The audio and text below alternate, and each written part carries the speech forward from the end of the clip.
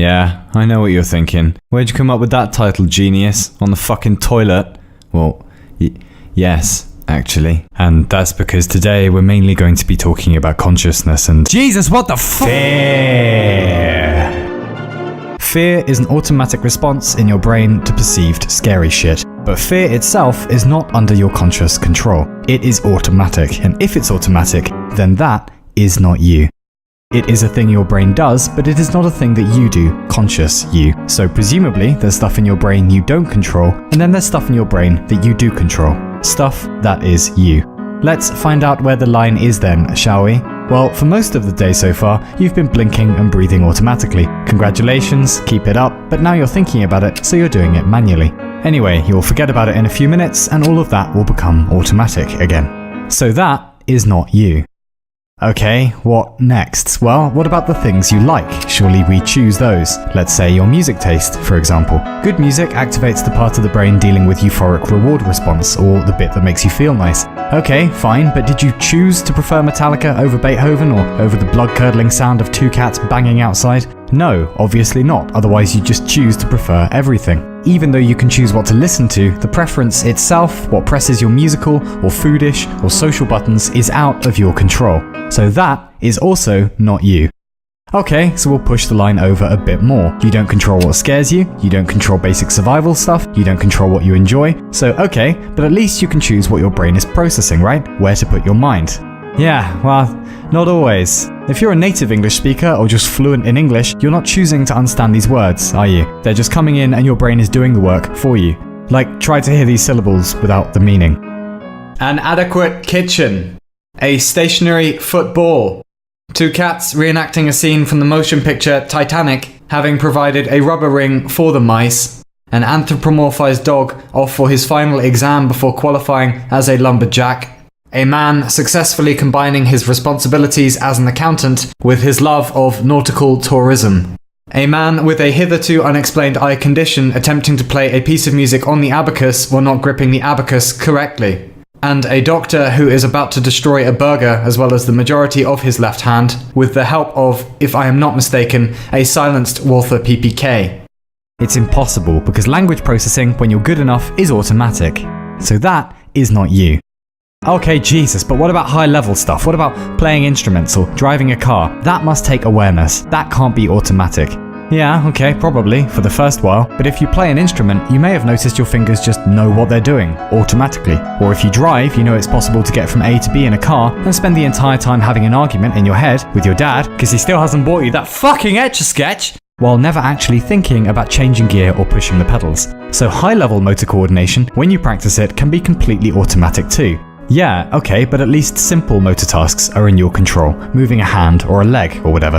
Yeah, or not. Very simply, Benjamin Libet did a fairly famous experiment with getting people to press a button randomly when they felt like it. He was monitoring their brain activity while they did this. The weird thing is that the brain seemed to be preparing to push the button a disturbing length of time before people were reporting choosing to press the button itself. There are problems with this experiment for sure, but it does seem a bit like the systems underneath you, underneath being conscious, might be way more essential than the conscious systems themselves, and that choosing to do stuff is maybe just a game the brain plays afterwards to justify what it was already going to do anyway. Maybe.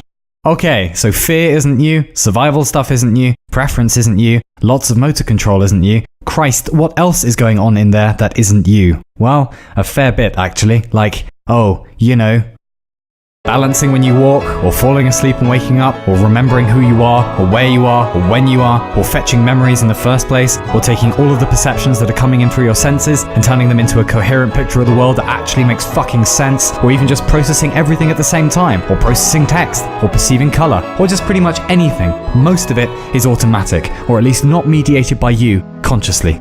Is there anything in your brain that you do control then, you silly, clever mess? Yeah, let's start by you closing your eyes. Go on.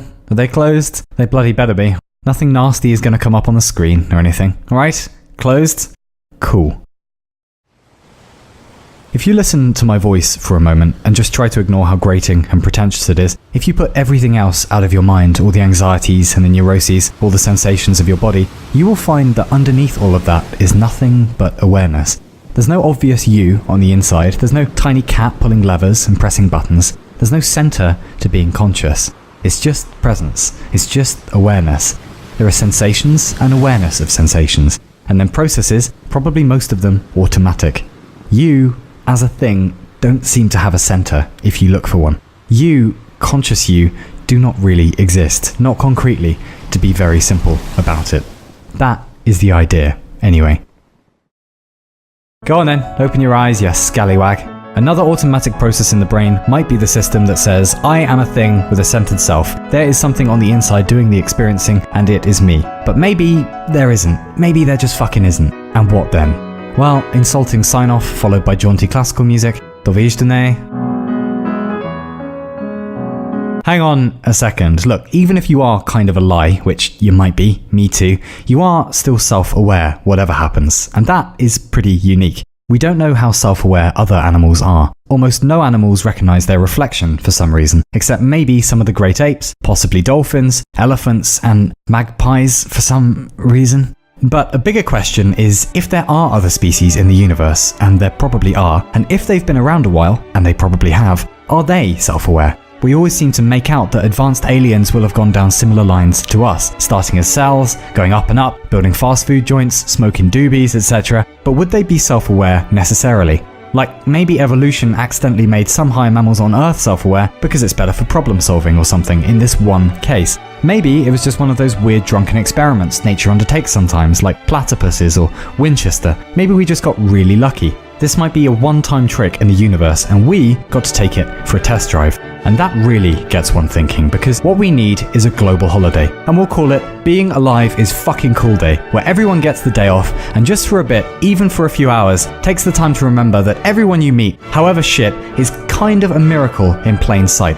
And on Global Being Alive is Fucking Cool Day, we'll all eat donuts and take leisurely strolls in the park and be cool to everyone, and around 3 o'clock solemnly put our hands on our hearts and pledge the following: that as the sperm that won the race, as the mud that woke up, as a blob of carbon currently taking the shape of a human, I do declare that the world is fucking cool and being self-aware is fucking cool. And I shall henceforth hold doors open for people and fill pints right up to the top with only minimal foam, and endeavour not to be a knob unless it's absolutely necessary. And I do hereby furthermore declare that getting bored in a universe this weird is unacceptable, and if that happens, I should probably take up the tuba or organise a water fight. We shall have bad days, yes? We shall have good days, yes? All the while remembering that most things in the universe don't even have fucking days at all. Even if it's all a facade, there is something on the inside that knows it's a thing, and that is the cat's pajamas. That is the veritable lobster's bottom. Oh, and there'll be hats, and free beer, and bouncy castles, and I will see you there, carbon units. Russivapur, Bjob, now gutta for all.